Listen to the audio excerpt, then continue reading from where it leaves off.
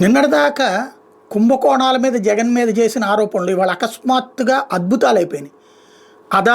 అదానీ దగ్గర నుంచి సెకీ వాళ్ళు కరెంట్ తీసుకుని ఆ సెకీ ₹2.49 ఇస్తుందంటే అది దోచిపెట్టడం అంటూ ఈనాడు, జ్యోతి, తెలుగుదేశం విపరీతమైన ప్రచారం చేసి పెట్టారు.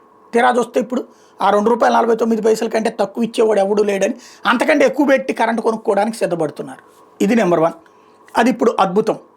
అదే సందర్భంలో గ్రీన్ కో అది విజయసాయిరెడ్డి బంధువో లేకపోతే మిథున్ రెడ్డి చుట్టమో ఇట్లాంటి రకరకాల కథనాలు రాశారు. లేకపోతే జగన్మోహన్ రెడ్డి తమ్ముడు అన్న కొడుక్కి సంబంధించిన వేలు విడిచిన మేనమామ గారి అబ్బాయికి అక్కయ్య తమ్ముడు అంటే ఇట్లాగా ఏయో లింకులు కట్టేసి రాసుకొచ్చారు. గ్రీన్ కో దోచిపెడుతోందని రాశారు. ఇప్పుడు అదే గ్రీన్ కో అద్భుతమని రాస్తున్నారు. మనం కావాలంటే శృంగారం లేకపోతే విచారం అనడానికి సాక్ష్యం ఇది. ఇదిగో గ్రీన్ కో ప్రాజెక్టు అద్భుతం. ఒకే చోట సోలారు, విండు, జల విద్యుత్ కేంద్రాలు.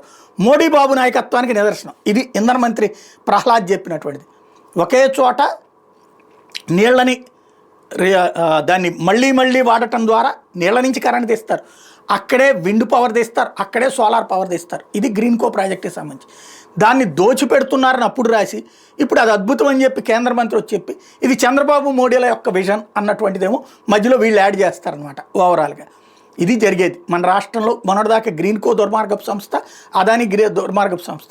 ఇప్పుడు ఏం జరుగుతుందంటే వాళ్లే కరెక్ట్ అన్నటువంటిది. కాబట్టి ప్రచారంతో మనం ఏమైనా చేయొచ్చు అనడానికి సాక్ష్యం అనమాట.